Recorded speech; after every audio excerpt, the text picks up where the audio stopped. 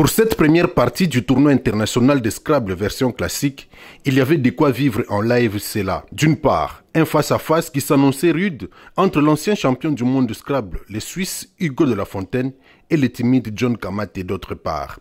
Le Français Gaston Jean-Baptiste, actuel champion du monde en version Blitz, face à Moïse Bobougui, même si d'autres grands noms du Scrabble étaient aussi dans la salle. Il faut dire que de la Fontaine n'était pas dans son jour, ce qui a profité à John Kamaté. Je l'ai respecté, mais pas trop, parce que je devais jouer mon jeu. Je sais qu'il est un grand joueur et j'ai pris le temps. Je sais que les Européens ont déjà ouvert parce qu'ils ont un vocabulaire assez fourni. J'ai pris l'avantage dès le début et vers la fin, j'ai commencé à bloquer le jeu pour l'empêcher de me rattraper au score. Au-delà de sa défaite et dans un esprit fair play, De La Fontaine a reconnu le mérite des scrabbleurs congolais. Alors, jusqu'ici, je ne connaissais pas énormément.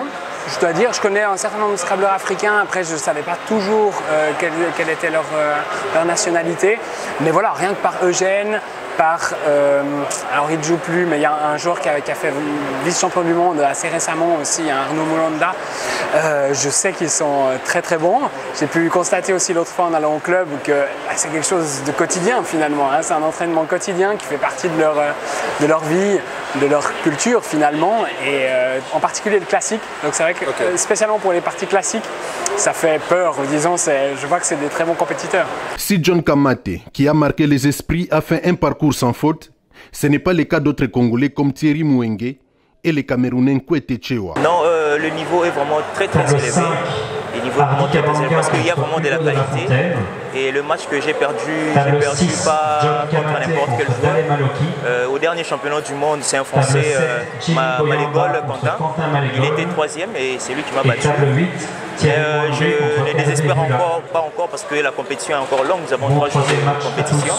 Donc la compétition n'est pas encore finie, la guerre est encore là. Alors, là c'est une variante, c'est le classique, c'est une variante où il y a un peu de facteur chance. Donc parfois il faut avoir les bonnes lettres, parfois pas. Mais bon, c'est pas ma variante de prédilection. C'est ce qu'on va faire tout à l'heure, le défi africain.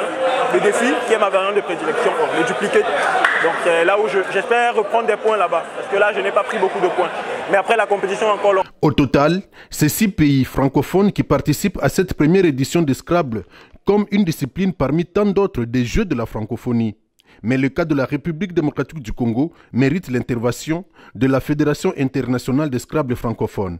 Et effectivement, on collabore aussi avec la Fédération congolaise pour espérer avoir une fédération congolaise de plus en plus homogène et de plus en plus forte. Bien avant cette partie, le président de la Ligue des Scrabble de Kinshasa, Fred Zema, a eu l'honneur d'honorer un invité de marque. Chers amis, nous allons remercier le secrétaire général de nous avoir fait la courtoisie d'être parmi nous. Et à l'occasion, nous allons lui offrir un jeu de Scrabble. Vous allez pouvoir jouer avec madame ou les enfants à la maison.